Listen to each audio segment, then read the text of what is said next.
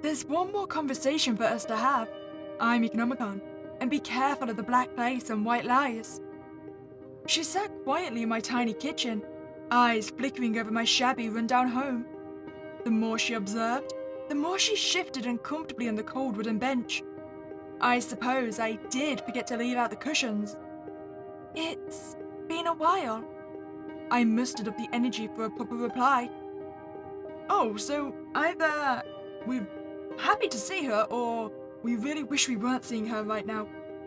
I wonder who exactly she is to us. And why haven't we seen each other in so long? You know what, maybe if I say not long enough, we might learn more about whatever the situation currently is.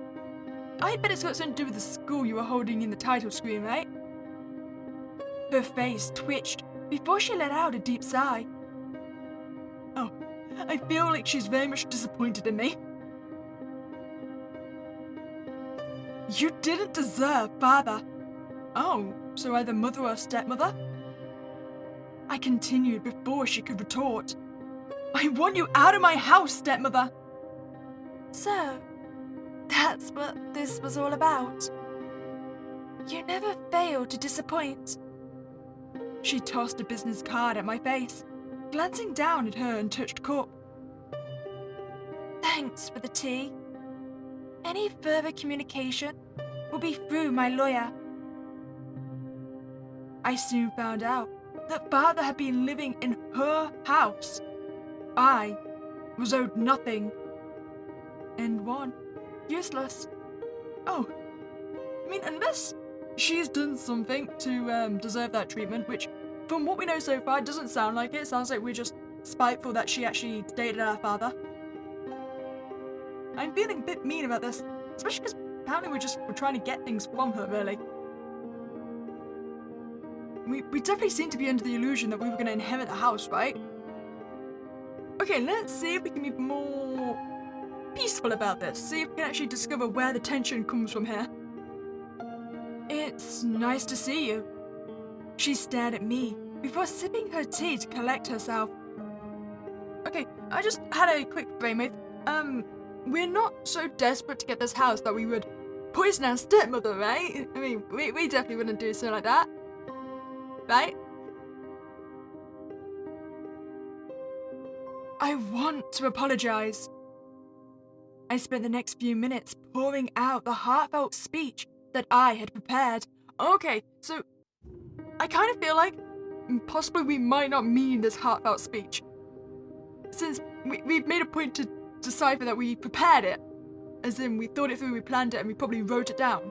As in, if we didn't have this and we had to say it from our heart, would we not mean any of it? I mean, I know you can prepare heartfelt speeches and they can be legitimate. It's just what we know so far about us wanting the house. I don't feel like this one would be. It was full of sorrow and regret for trying to sabotage her relationship with father. I even tearfully mentioned that particular day she was drenched in wine, glistening in the burgundy and expensive creamy silk. But we haven't quite yet explained why we were so against her dating father. I mean, was she just a lot younger than him? Was she close to our age? Is that something we resented? I mean, it wouldn't justify us apparently pouring wine all over her. Her posture was stiff, still unsure of what to make of my words. I'm sorry. Her hand trembled as she took another sip. I could see the glassy wetness in her eyes. Her cup was nearly empty by now. I'm still not convinced we're not currently poisoning her. I don't have the best impression of her so far. We feel her too.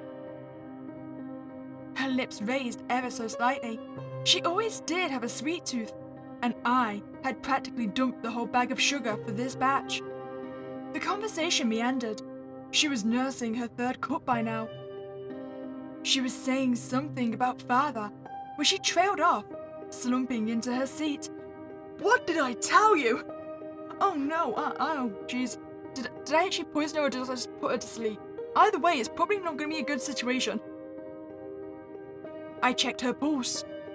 It was faint. I waited until it was gone. Then, in the middle of the night, we took a little road trip, stepmother and I. That gold digger seduced father kept him away from me for nearly a decade. I wasn't going to let her be anywhere near his grave. Okay, are you sure she kept stepfather away from us? Or maybe a murderous, resentful, sociopathic attitude towards his wife is what kept him away from us? I mean, Jesus Christ, we did quite literally just kill her. Oh, I feel a bit bad for her. As I watched her corpse sink into the swampy water, I smiled. Ending 3. On the road. You know, the only silver lining in this situation is A, we'll probably get caught for this crime. I mean, we've just put the body in the water with no preparation of it never resurfacing, so we're probably going to get caught. Especially because, let's face it, stepmother was probably smart enough to tell at least someone where she was going, so they're going to know she was with us. And 2, even though that we've now killed stepmother, let's face it, our relationship was so bad and toxic, we are still not going to inherit anything. Like, she's probably got it in her will that it'll all go to other family members or charity or something, so at least we can accept the knowledge that we still don't profit from the situation. Hopefully. You know, why don't we have a burst of conscience? Let's just leave the cup alone and not poison her any more than we currently have. I can't forgive you. It's too late for that now. I understand. With that, she left. I quickly began cleaning up. The remains of the tea went down the drain, and I tossed the whole tea set into the dumpster. I waited. 2 weeks later, her lawyer contacted me with terrible, terrible news. Wait, we still drugged her, right, and we let her leave the house? Did she get into an accident or something on the way back? When she had driven home that day, there was an accident. Her car careened right up a cliff, into the water. There were barely any remains left when they eventually fished her out. The investigation results suggested that she had fallen asleep at the wheel, exhausted from her recent loss. I smiled as I packed my meager belongings. It had taken several months, but the estate of my dearly departed parents was finally settled. I locked the door to the cabin, saying a silent farewell. The way up to this place was more curve and slope than anything else. It would be my last time down this treacherous road. I don't know what father ever saw in this rotting shack. I didn't plan on ever coming back. After all, I was finally going to have a proper home, lovingly prepared by my late stepmother. Ending 2. Welcome home. God damn it! Stepmother, I expect you to be smart than this. I expect you to have written a will that discounted me from being included. God damn, I wonder why it took him 2 weeks to notify me that she'd been in an accident. Or maybe she didn't die on impact, so she was in the hospital for a while. In which case, I probably wasn't her next of kin or anything, so there was no reason to contact me. And it was only when the estate was being settled that it got around to doing it. This does mean, though, that unless they find the body in Ending 1, I also inherit the house there. But it might take me... Actually, would I?